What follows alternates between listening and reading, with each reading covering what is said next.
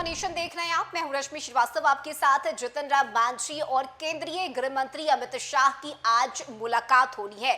दोपहर का वक्त दिया गया है जब जितिन राम मांझी अमित शाह से मुलाकात करेंगे और इस मुलाकात के दौरान चुनाव को लेकर बातचीत होगी, सीट को लेकर चर्चा की जाएगी। क्योंकि देखिए, जिस तरह से बिहार में लगातार हम पार्टी की तरफ से 40 से 50 सीट पर चुनाव लड़ने की दावेदारी की जा रही है, इसकी वजह से अब एनडीए में टेंशन बढ़ चुकी है और यही वजह है कि आज समझौता किया जाएगा।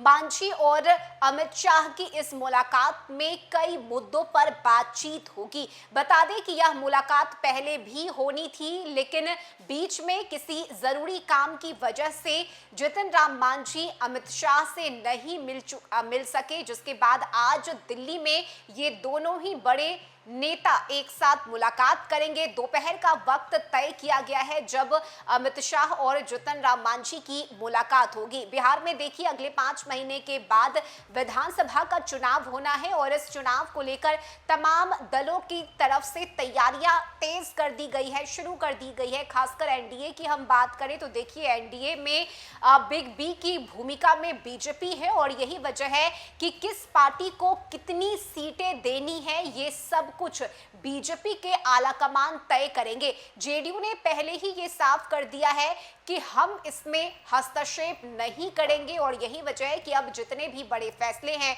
वो बीजेपी की तरफ से लिए जाएंगे, चाहे वो चिराग पासवान की पार्टी को लेकर हो या फिर बाकी दूसरे दल जो एनडीए में शामिल हैं उसे लेकर हो। हालांकि देखिए, अंदर खाने से कई बातें सामने आ रही है। कहा यह भी जा रहा है कि फिलहाल जिस तरह से चिराग पासवान की पार्टी बिहार में अपने पैठ को मजबूत किए हुए है, इस वजह से कहीं ना कहीं जितिन राम मांझी और उनकी पार्टी असहज महसूस कर रही है और यही वजह है कि आज इन तमाम मुद्दों पर बातचीत होगी। साथ ही सीट को लेकर क्या कुछ तय किया जाएगा, इस पर भी सबकी नजर बनी रहेगी।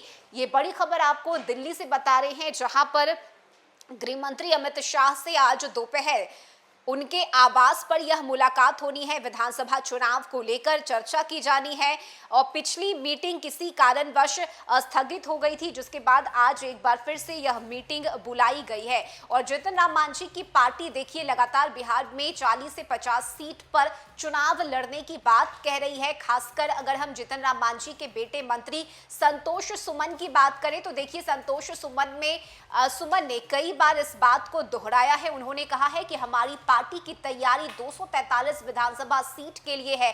अगर किसी तरह से कोऑर्डिनेशन नहीं बन पाता है, बातचीत नहीं हो पाती है, तो हम 243 सीट पर चुनाव लड़ने के लिए तैयार हैं और यही वजह है कि किसी भी तरह का नुकसान एनडीए को ना पहुंचे, ये कोशिश भी बीजेपी की तरफ से की जाएगी। क्योंकि अगर दल अलग हो जाते हैं, अगर अकेले चुनाव लड़ते हैं तो इसका नुकसान उठाना पड़ सकता है और यही वजह है कि एकजुट होकर चुनाव में उतरने की तैयारी तमाम बीजेपी के बड़े नेताओं की तरफ से की जा रही है। बीजेपी के कई बड़े नेता लगातार बिहार दौरे पर भी आ रहे हैं, खुद पीएम मोदी बिहार दौरे पर आ रहे हैं और इस बीच आज की यह मुलाकात कई मायनों में अहम बताई जा रही है। गृह मंत्री अमित शाह के आवास पर यह मुलाकात होनी है। दोपहर का वक्त तय किया गया है और जितिन राम मांझी कई मुद्दों पर बातचीत करेंगे। सबसे विशेष बात है सीट शेयरिंग का मुद्दा और साथ ही चुनाव में किन रणनीतियों के तहत उतरा जाए, इस पर भी मंथन किया जाएगा।